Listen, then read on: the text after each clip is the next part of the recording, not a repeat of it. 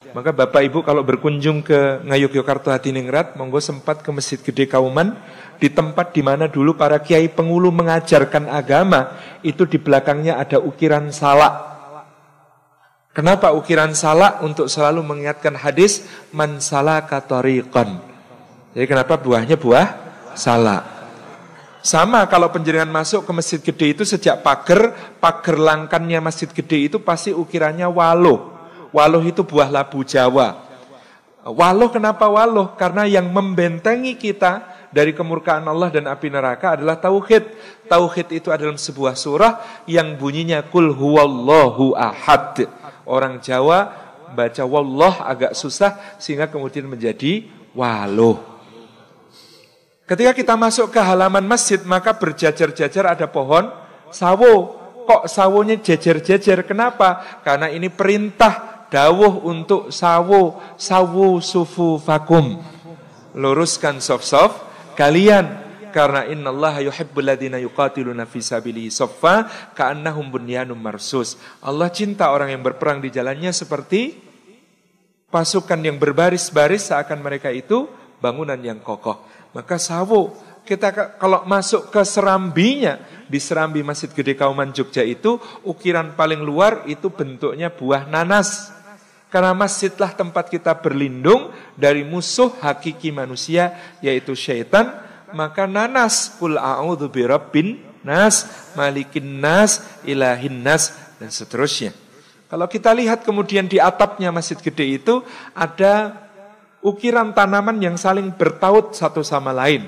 Sulur-sulur seperti ini disebut sebagai lunglungan. Lunglungan itu artinya tulung-tulungan. Wa ta'awanu 'alal birri wat taqwa. Jadi masjid itu tempat saling tolong-menolong di dalam kebajikan dan ketakwaan. Kalau kita lihat pintu masuk ke ruang utama masjid, itu pas di depan di mana para qadhi dulu mengadakan mahkamah pengadilan Surambi. Di dalam Angger-Angger Agung, kitab undang-undang kerajaan, disebutkan bahwa pengadilan Surambi sumber rujukannya kitab Fathul Mu'in, Fathul Wahhab, Tuhfah. Kita sekarang bisa tahu itu Fathul Mu'in, Fathul Wahhab, dan Tuhfah. Jadi di situ di belakangnya ada ukiran bentuknya wajik. Saya dulu bertanya kepada Romo Tirun, KRT Jatiningrat, kenapa kok wajik? Wah, itu kayaknya ada ayatnya tapi saya lupa ya Mas. Wajib itu pokoknya hubungannya dengan pengadilan di akhirat.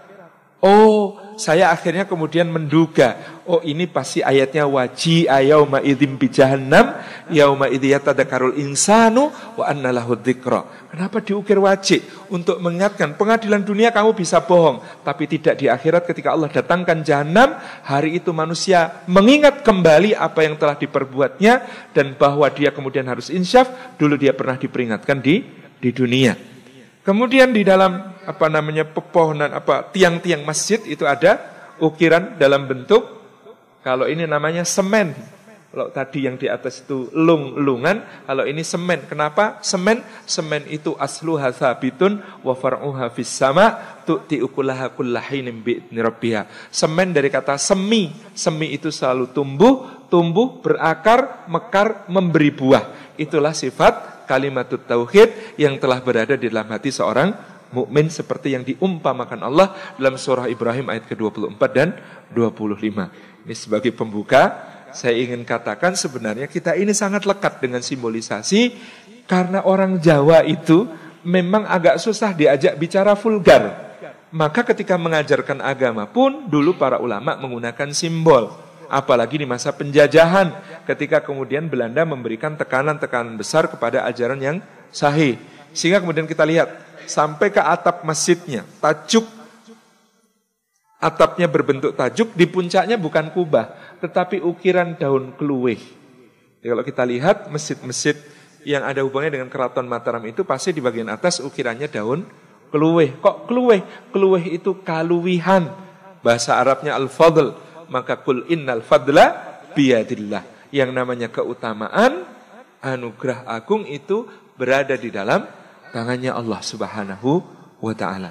Jadi ini contoh bahwa kita ini sangat lekat dengan berbagai macam hal yang sangat syar'i. Kita belum bicara dengan tata istana sejak dari Nyuwun Sewu di sini juga ada, tapi saya menduga sama karena arsitek Keraton Yogyakarta dengan Keraton Surakarta itu orang yang sama. Ketika di sini dia masih bernama Pangeran Mangkubumi, pindah ke Yogyakarta dia menjadi Sultan Hamengkubuwono pertama. Jadi ada panggung namanya panggung Krapyak, bentuknya itu seperti rahim. Beliau bentuk seperti rahim, di situ biasanya pelihara hewan berupa rusa. Lalu nanti Sultan biasanya memanah dari atas, itu simbol konsepsi. Jadi kalau panahnya kena ke rusa, itu seperti sperma kena sel ovum. Jadilah konsepsi di situ, maka di dalam rahim itu kemudian ada desa namanya Mijil. Mijil itu artinya lahir, disitulah kelahiran manusia. Sesudah dari panggung Krapyak, kalau di Jogja, kalau berjalan ke arah utara, kita menuju ke Plengkung Nirboyo. Gerbang keraton yang di sebelah selatan namanya Plengkung Nirboyo. Karena kampungnya namanya Gading, sini juga ada ya. Namanya, maka kemudian sering disebut sebagai Plengkung Gading. Itu jalannya itu, yang kanan pohon asem, yang kiri pohon tanjung. Selalu begitu. Kok asem karo tanjung? Karena membesarkan anak itu dalam tradisi Islam itu harus banyak mesem dan banyak menyanjung. Makanya pohonnya pohon asem dan pohon tanjung, harus banyak mesem, banyak nyanjung. Karena bayi itu sengsem, bayi itu bayi yang banyak memberikan pesona kepada kita. Kita jalan masuk ke dalam keraton, pertama ketemu dengan alun-alun selatan. Di alun-alun selatan itu sebelum masuk ada pohon seperti pohon asem tapi warna daunnya lebih muda, maka disebut sebagai pohon sinom. Inilah tanda masa kemudaan, posisinya di alun-alun. Pohon sinom ini menendangi masuk alun-alun itu jalannya 5, yang 2 halus, yang 3 kasar. Inilah panca indera. Kenapa yang 2 halus, yang 2 ini akan yang terbanyak dimintai pertanggungjawaban oleh Allah. Inna sam'a wal basara, yaitu pendengaran dan penglihatan. Lalu di alun-alun ini ada 3 macam pohon dulu. Pakel, pelem, kueni. Ini jenis mangga-manggaan semuanya ya. Pakel itu mangga hutan, pelem itu pohon mangga yang biasa kita kenal, kueni itu sejenis mangga juga, bentuknya bulat, seratnya lebih kasar. Pakel, pelem, kueni ini menyimbolkan orang yang balik itu harus pakel. Pakel itu artinya akil, tidak boleh hanya balik tapi harus akil, harus mempergunakan akal. Dia sudah mulai mumayyiz, bisa membedakan yang benar dan yang salah. Pelem itu artinya gelem. Gelem itu artinya mau, maksudnya mau melaksanakan syariat. Syariat apa? Karena dia sudah mukallaf. Jadi mumayyiz lalu mukallaf, dia sudah terkena beban-beban syariat sehingga harus gelem melaksanakan syariat. Yang ketiga kueni. Kueni itu artinya wani, berani bertanggung jawab karena semua amal perbuatannya mulai saat itu sudah ditulis dan kelak akan dipertanggungjawabkan di akhirat. Makanya ada pakel, pelem, kueni.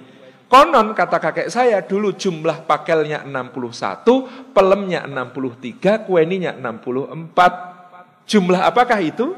61 usia Rasulullah SAW secara Masehi, 63 usia beliau secara Hijri, 64 usia Nabi menurut petung tahun Jawa.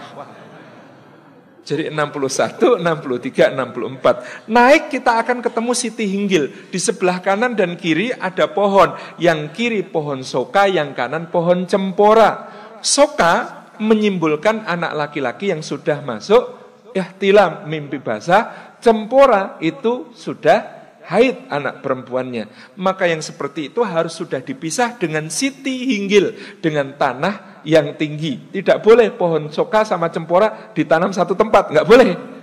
Karena yang sudah balik nggak boleh ikhtilat, harus pisah.